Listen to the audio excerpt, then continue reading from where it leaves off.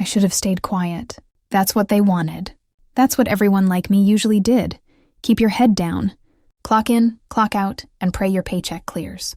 But silence has a cost, and I had already paid it once before. I paid it when I was 16, holding my grandmother's hand as she coughed through the nights. Her lungs ruined from decades in a factory that cared more about production numbers than people. Back then, I swore to myself I would never end up like her. I would never let a company chew me up and spit me out. I thought moving into quality control meant I'd finally escape that cycle. I thought I was safe. I thought wrong. When I first started, the job felt like progress. No more noisy assembly line. No more endless bolts and screws. I had my own desk, my own login, and my work actually mattered. At least I believed it did. Because what we made wasn't just equipment, it was survival. Heat-resistant coatings that were supposed to protect kitchens, factories, workers across the country. If we got it wrong, people got hurt. That's why I told myself I was lucky. Lucky to have moved up. Lucky to be trusted. But then the cracks appeared. Literally. The first batch of coatings I tested didn't sit right.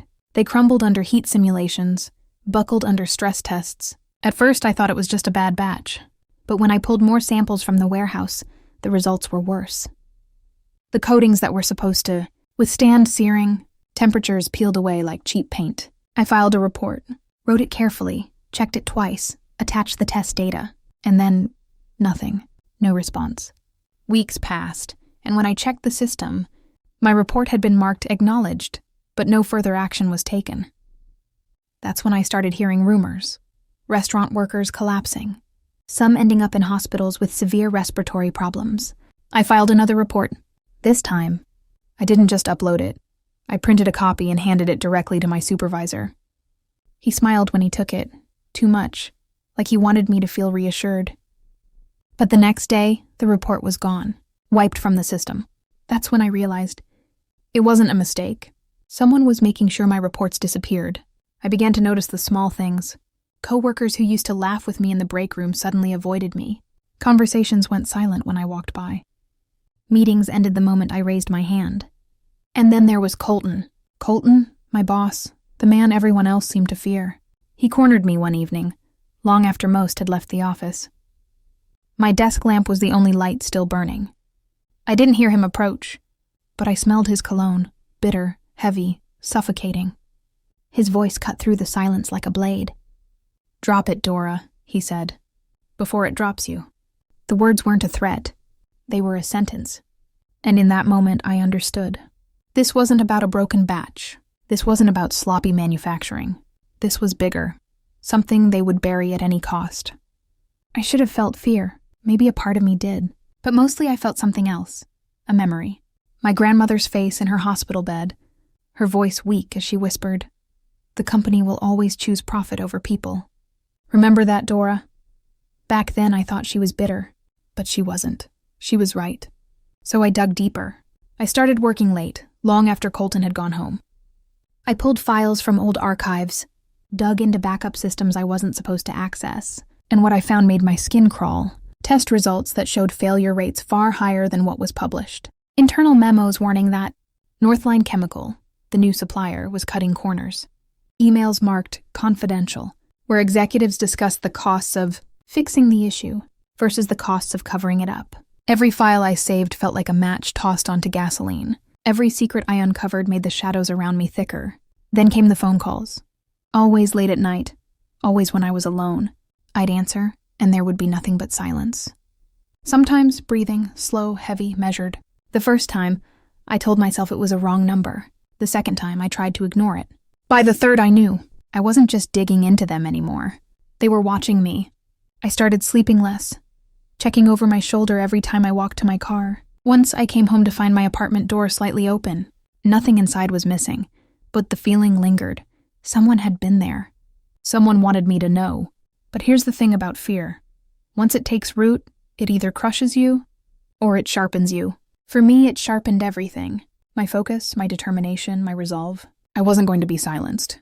Not again. I made backups of everything, copies, hidden in places no one at Parker, industrial could touch. I started keeping a journal, not on my computer, but handwritten, where no one could delete it. Because I knew sooner or later this fight would come to light. And when it did, I wasn't planning on losing. Still, Even as I prepared, I couldn't shake the feeling. The walls of Parker Industrial were thicker than I thought. Colton wasn't working alone. Someone higher up was pulling the strings. Someone with more power, more reach, more to lose. The question that haunted me every night was simple. How far would they go to keep their secret buried? For days I couldn't shake the discovery. The CEO himself, Desmond Parker, was watching. My hands trembled every time I opened a file, terrified I'd find his name again. And yet, every part of me burned with questions. Why was he digging? Why was he so careful to leave only traces, never full explanations? I thought about what I knew of him. A man who built Parker Industrial from the ground up, who ruled the company with silence and precision. He was the kind of leader people didn't talk about. They talked around. The kind who could make or break an entire career with a single look. If someone like him was moving in the shadows, then the conspiracy I was uncovering wasn't just corporate negligence. It was something much bigger. But the more I searched, the more dangerous things became. Someone had stepped up the pressure. Files vanished faster than I could save them. My system logs showed login attempts from places I hadn't been. My office chair would be slightly off position in the mornings. My papers shuffled, like invisible hands had combed through my desk while I slept. One evening, as I stayed late again, the lights flickered. Just once, then again. I froze. A sound echoed from down the hall. Footsteps. Slow, heavy. Not the kind of footsteps that wandered aimlessly. They were deliberate, coming closer. I shut my laptop, heart pounding, and slid the external drive into my coat pocket. The footsteps stopped outside my door. Silence pressed against the glass window, thick and suffocating. And then, they retreated. Whoever it was hadn't come for me, not yet. But the message was clear. We see you. The next morning, an email appeared in my inbox. No subject line, no sender. Just 5 words. He's not who you think. I stared at it until the words blurred. Was it about Colton? About Desmond? Or was it planted just to break me further? The paranoia grew. Every colleague's glance felt loaded. Every phone call carried hidden meaning. And yet I kept going, because something inside me refused to stop. Maybe it was stubbornness. Maybe it was madness. But I knew too much now to back down. A week later, I got my first undeniable proof that Desmond's eyes weren't just on the system, they were on me. I was leaving the building when I noticed a black car idling across the street. Windows tinted, engine running. It had been there for 3 nights in a row. Each time when I looked closer, it pulled away. That night, as rain slicked the pavement, the car followed me. Not close enough to be obvious. Just close enough that I knew. My heart pounded as I took turns I didn't need. Doubling back, testing the pattern. The car matched me, steady and patient. Finally, I snapped. I pulled over, stepped out into the rain, and stared into the darkness of that tinted window. My voice shook, but I forced it out anyway. I know you're there. For a long, breathless moment, nothing happened. Then the back window rolled down, just halfway. Enough for me to see the outline of a man inside, the sharp lines of his suit, the glint of his cufflinks. His face stayed in shadow, but his voice carried across the wet night. You're in deeper than you realize, Dora. My blood turned to ice. Who are you? I demanded. The car door opened. A hand extended, calm, deliberate, commanding. Get in, if you want to live long enough to finish what you started. Every instinct screamed at me not to. Every warning note, every slashed tire, every whispered threat. It all boiled down to this single moment. Trust him, and I could be stepping into the arms of the very people trying to silence me. Refuse, and I might lose the only chance to understand the scale of what I was up against. I stood there in the rain, trembling, staring at that open car door, because I knew the truth now. This wasn't about coatings, or factories, or even Colton anymore. This was about power, and I had just been invited into the lion's den. The rain pounded harder as I stared at the open door of that car. My shoes sank into the puddles, my pulse thudding like a drumbeat in my ears. Every instinct begged me to walk away. But my curiosity, the same stubborn streak that had gotten me into all of this, dragged me forward. I slid inside, drenched and shaking. The door shut with a heavy click, sealing me into darkness that smelled faintly of leather and cologne. Across from me sat a man whose presence filled the space without effort. His eyes, sharp and calculating, locked onto mine like they had been studying me for far longer than I wanted to admit. Dora, he said simply, as if my name was both a greeting and a warning. The air felt thinner. My voice cracked. Who are you? The car pulled away before he answered. City lights streaked past the tinted windows, blurring like memories I couldn't hold on to. Finally, he leaned forward, and I saw the truth. Desmond Parker, the CEO. The untouchable. Man whose shadow stretched across every floor of Parker Industrial. I froze, my stomach twisted in knots.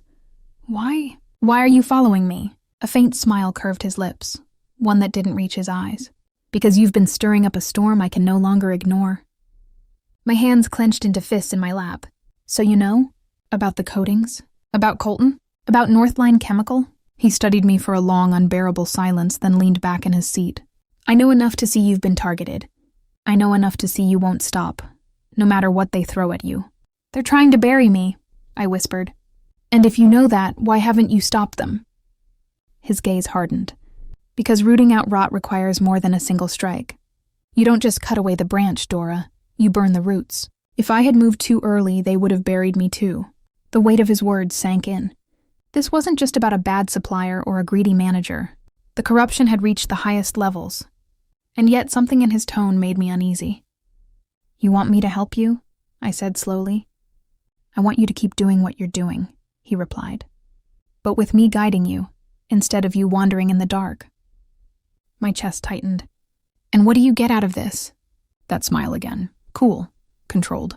Dangerous. The company my father built. Without parasites feeding off it. And maybe, just maybe, chance to see if someone like you can survive long enough to make it happen. The car came to a stop in an underground garage I didn't recognize.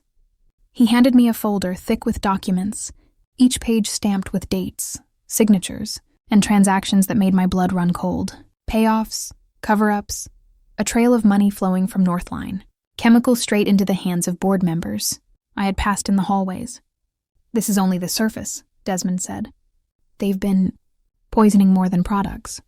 They've been poisoning this company from the inside out, and if you want to take them down, you'll need more than fire in your belly. You'll need proof like this. I held the folder with trembling hands, the edges cutting into my skin. Proof like this could destroy them, but it could destroy me too. What if they find out I have it? I asked, my voice barely more than a whisper. He met my gaze, unblinking. Then you'll understand why I don't sleep at night. Silence filled the car. Only the sound of rain dripping off the roof above us remained. Finally, I forced out the question clawing at my throat. Why me? You could have given this to anyone. Why put it in my hands? Because, he said, leaning forward, his eyes burning into mine. They already underestimated you, and that makes you dangerous. The words shook me more than I wanted to admit. Dangerous, me. I'd spent most of my life being ignored, dismissed, pushed aside. Now suddenly, I was a weapon in a game I hadn't even known existed. When he finally opened the car door, the night air hit me like a slap. I stepped out, clutching the folder to my chest, aware that I had just crossed a line I couldn't step back from. Desmond's voice followed me as the car pulled away into the shadows. Guard it with your life, Dora, because from now on, it's the only thing keeping you alive. I stood there in the rain-soaked garage, folder in hand, heart pounding so hard it hurt. And in that moment, I realized something terrifying. The closer I got to the truth, the smaller my world became. There was nowhere to run. No one I could trust, not even the man who had just saved me. Because if Desmond Parker was truly my ally, why did I feel like I had just walked into a cage? When I walked into the office the next morning, the folder felt like a weight strapped to my chest. Every step I took, every glance thrown my way, it all pressed harder against my lungs. I couldn't let anyone know what I carried. Not Colton, not the board, not even the few co-workers who still dared to say hello to me in the hallways. I buried the folder in the bottom drawer of my desk, locked it, and kept the key hidden in the lining of my jacket. But even then, I couldn't shake the fear that someone already knew. And maybe they did, because within hours I noticed things start to shift. The system logins grew bolder, more frequent, as if someone was trying to mirror every move I made. My inbox filled with urgent requests that were nothing more than distractions. Files I hadn't touched in weeks reappeared corrupted, unsalvageable. It felt less like sabotage and more like a test. Someone was pushing me, cornering me, waiting for me to break. I tried to stay calm. I told myself the evidence I had was stronger than their tricks. But then, a week later, everything came crashing down. I had arranged to meet a journalist I trusted, someone outside the company, Someone who could blow this open if I didn't survive long enough to do it myself. We planned to meet in a coffee shop on the edge of town. Neutral ground, safe, or so I thought. I never made it. Halfway there, my phone buzzed with an email notification. A single line. "We know where you're going." My stomach dropped. I turned the car around instantly, heart racing, scanning every mirror. A black SUV tailed me for 3 blocks before disappearing into traffic. Coincidence? No, nothing was coincidence anymore. When I got back to my desk, my drawer was unlocked. The folder was gone. For a moment, I couldn't breathe. My legs threatened to give out beneath me. Everything, the late nights, the fear, the sacrifices, all of it vanished in the span of a heartbeat. But then I noticed something strange. The lock wasn't broken. The drawer wasn't forced. Whoever took the folder had used the key. My key. Which meant someone had been close enough to me to find it.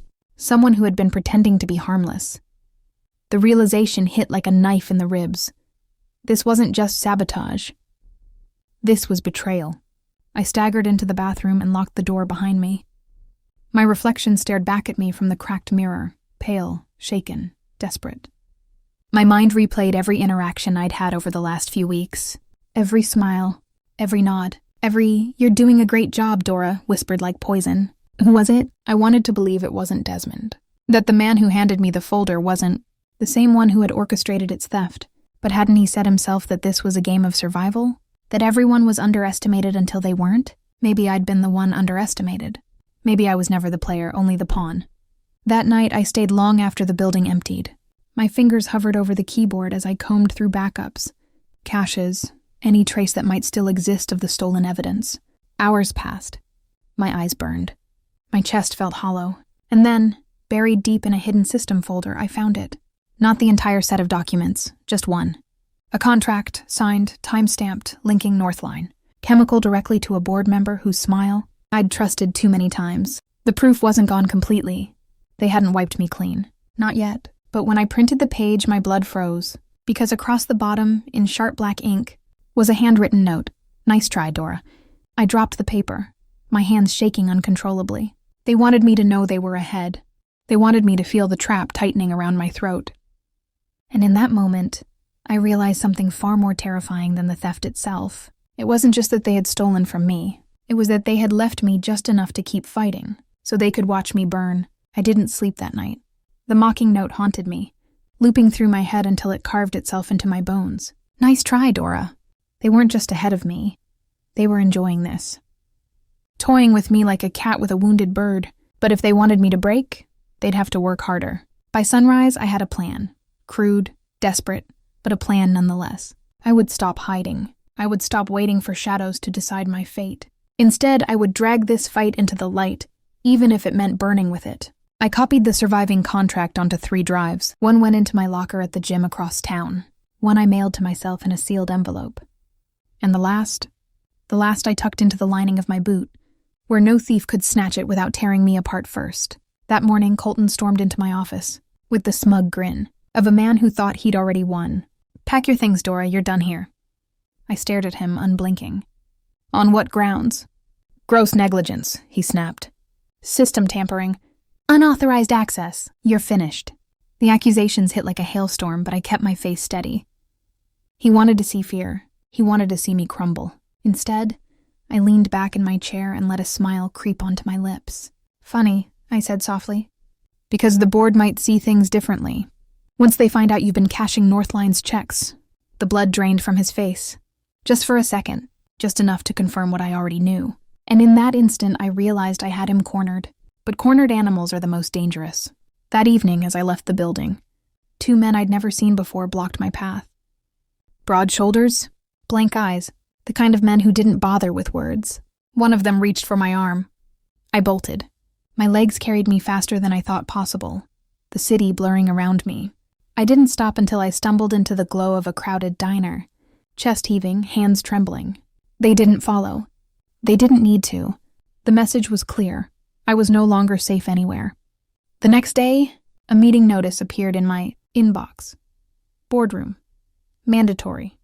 My name highlighted on the agenda. It wasn't just a meeting. It was an execution. When I walked into that room, every eye turned to me. Colton lounged at the head of the table, smug again, like our exchange had never happened. The other board members sat stiff, polished, dangerous. And Desmond? He was there too, at the far end, unreadable as ever. Colton cleared his throat.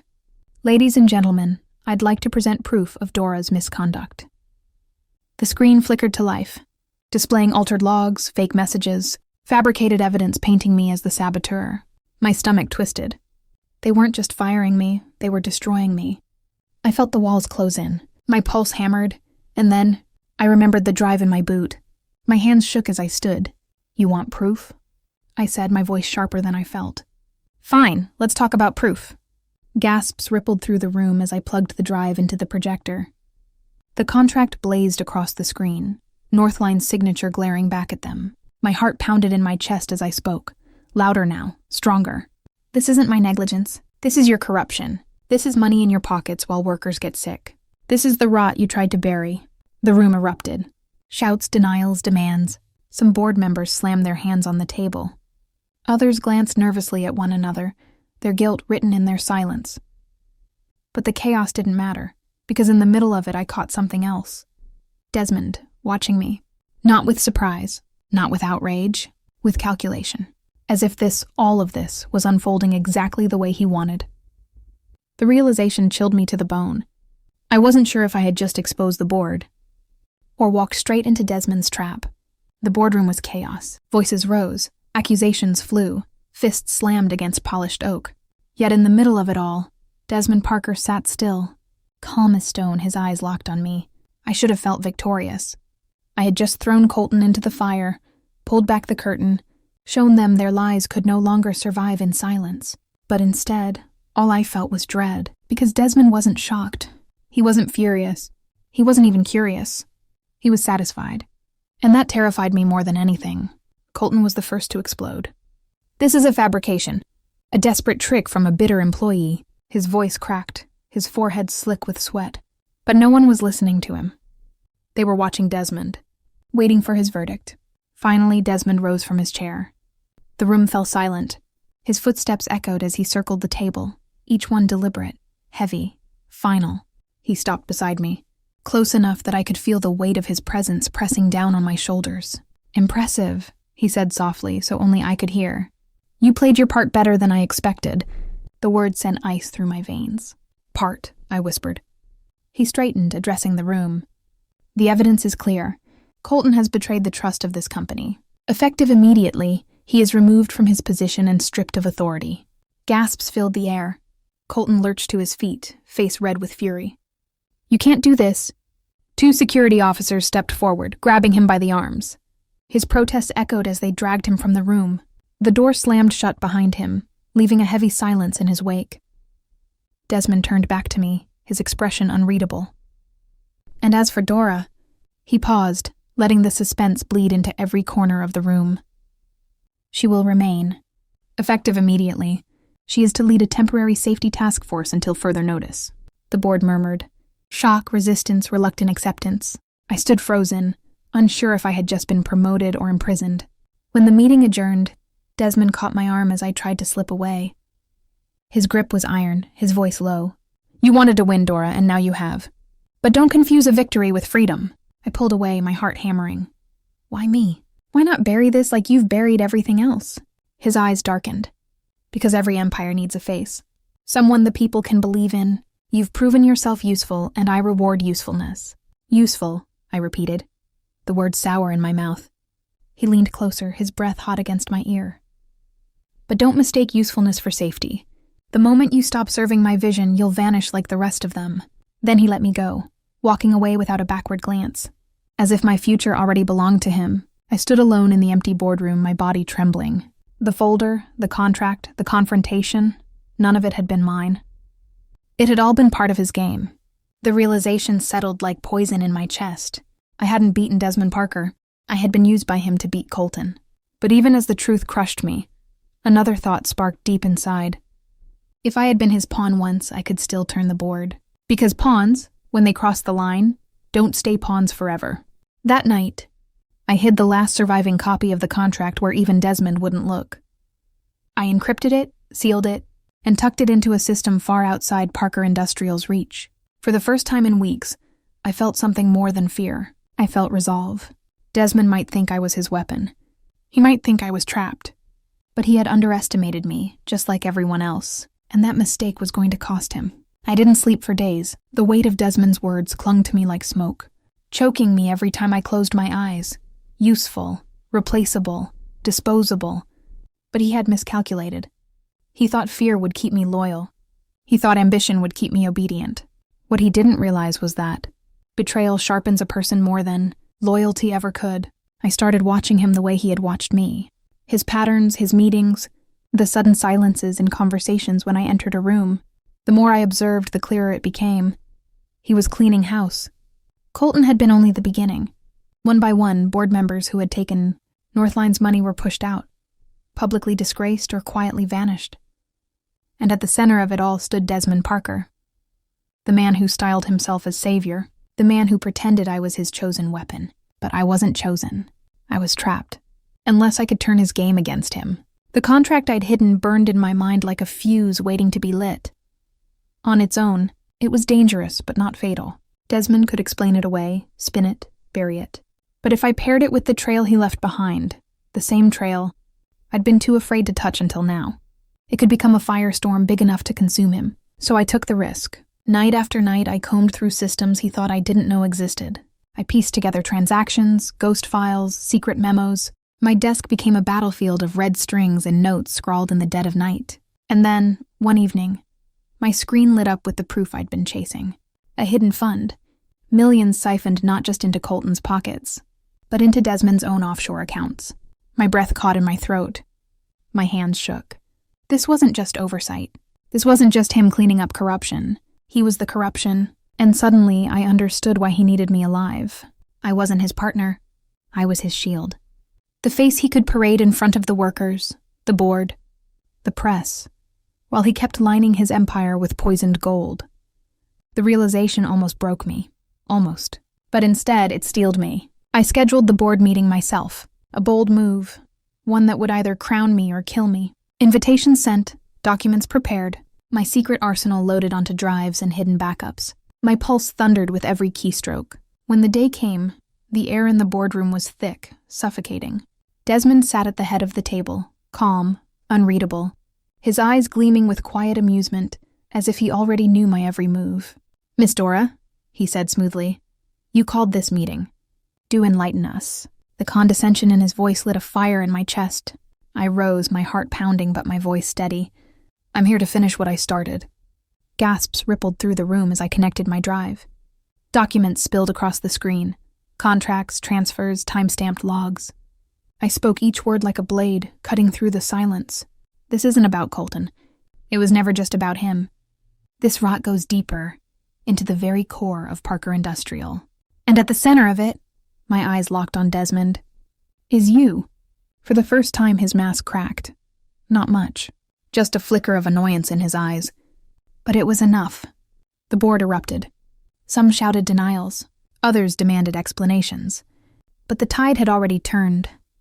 The evidence was too overwhelming, too damning. Desmond rose slowly, the predator mask sliding back into place. "Careful, Dora. Do you really think you can survive the storm you've unleashed?" I met his gaze, unflinching. "I don't need to survive it. I just need to make sure you don't." And then, with a single keystroke, I sent the files out. Every document, every memo, every hidden account, dispersed to the press, regulators, watchdogs. The boardroom froze. Desmond's composure fractured, his jaw tightening, his eyes narrowing into something sharp and lethal. For the first time, he looked less like a god and more like a man watching his empire crumble. "Do you know what you've done?" he hissed. "Yes," I said, my voice steady. "I've made sure the world finally sees you for what you are." Security stormed in moments later, not for me, but for him.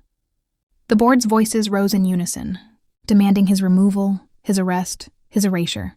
The untouchable man was suddenly drowning, dragged under by the very proof he had once used to control everyone else. And as they led him away, his eyes burned into me one last time. "This isn't over, Dora." Maybe it wasn't. But in that moment, it was enough. Enough to see Colton gone. Enough to see the corrupt board shattered.